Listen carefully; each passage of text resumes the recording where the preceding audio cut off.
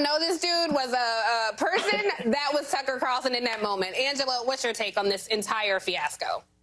Well, it's kind of poetic justice, Tiff. You have this situation where here we are the day before Resurrection Sunday, and Tucker Carlson is out here denying Matt Gaetz 3 times like Simon Peter did Jesus. But I digress. I think what is fascinating to me is so often, the elders will tell us when you point a finger at somebody, there's 3 fingers pointing back at you. That is what I see when I think about Matt Gaetz.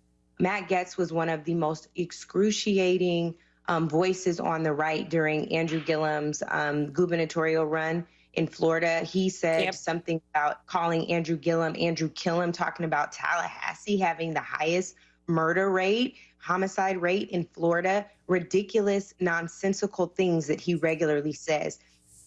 Targeting Andrew, in a very difficult time, using language that I wouldn't use against my worst enemy. And yet, alas, here he is, white boy R. Kelly, probably having done a lot more than what we know and figuring out some crazy, twisted way to tie all of this up into an extortion plot from the FBI.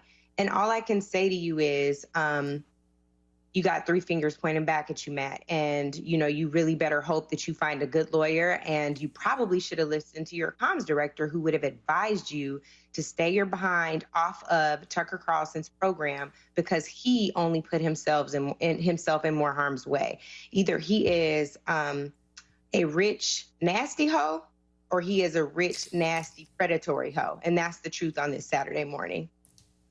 Okay, I hear you, Angela, and Roland, I'm going to go to you on that because Angela makes a good point. I mean, Matt Gaetz is a problem. But the bigger thing for me is she brought up R. Kelly. I mean, surviving R. Kelly was trending. Surviving the GOP should be trending. We have survived this 400-year nightmare by a lot of the people who occupied that party. And now that we're here with Matt Gaetz, what kind of weird, creepy, old white guy club are they a part of? You remember they defended Roy Moore, the accused pedophile in Alabama. They defended, I think his name was Rob Portman, the guy who was accused of beating his ex-wife. Will the Republican Party stand by Matt Gaetz? And if they do, what implication will this have on the party as a whole? Uncle Roro, break it down for us. Well, since I wore my Easter suit for Aaron Haynes, who's watching, my wife is an ordained minister. She got papers. I'm bootleg. Let's just go to church. Where you at, Robert Jeffress? Where you at, Ralph Reed? Where are you, Franklin Graham? Where are you, Paula White? Where are all of you white conservative evangelicals who love talking about morality and principles and family and values? How are you saying nothing? Y'all were all running your mouths when Congressman John Conyers, the late congressman, was accused of sexual harassment. You were running your mouths when Senator Al Franken was accused of the same thing, but now all of a sudden you're quiet. Now CNN is reporting that Matt Gaetz was showing nude photos and videos of women he allegedly slept with to other House members. Where are you? See, this shows the hypocrisy of these white conservative evangelicals and also the black conservative evangelicals who stand with them. This shows how foul and fake they are. If Keenan Ivory Wayans and Jada Pinkett Smith did a sequel to A Low Down Dirty Shame, it will be a documentary on today's Republican Party. They say nothing with one of their members. And Fox News for 3 days hadn't said a word until Brett Baer reported on it last night. Oh, but you had Matt Gaetz on nearly 20 times in the month of March. This shows you how fake and how much of a joke they are when it comes to family values. You are not the party of family values. You are not the party of the working class. You are silent and quiet, and that's why I will never again, they can't say anything about any future Democrat or anybody else because of their shameful behavior. They're fake Christians. Well, Roro, I just want to let you know it's Saturday, not Sunday, but you took us to church anyway. So thank you for that. And you made some really good points. Paula, I wanted to get you to weigh in here, but we're running out of time. And I really want to make the hard turn here to talk about Lil Nas X. I got these 2 church folks on with me, so I'm curious everyone's opinion. Everyone from Fox News to Republican governors have expressed outrage about Lil Nas X's new video from Montero, but his Twitter clapbacks have almost been as epic as the video himself. myself. Like my personal favorite, quote, I spent my entire teenage years hating myself because of the ish, you all know what I'm talking about, y'all preached would happen to me because I was gay. So I hope you are mad, stay mad, feel the same anger you teach us to have towards ourselves. I have to say the Lil Nas X video certainly achieved what he wanted. It caused a whole lot of conversation. But Paulo, what do you make of this? Because some people are saying, oh, this is satanic, it's devil worship. But, you know, in some ways it's him expressing himself as an artist. So what's your take?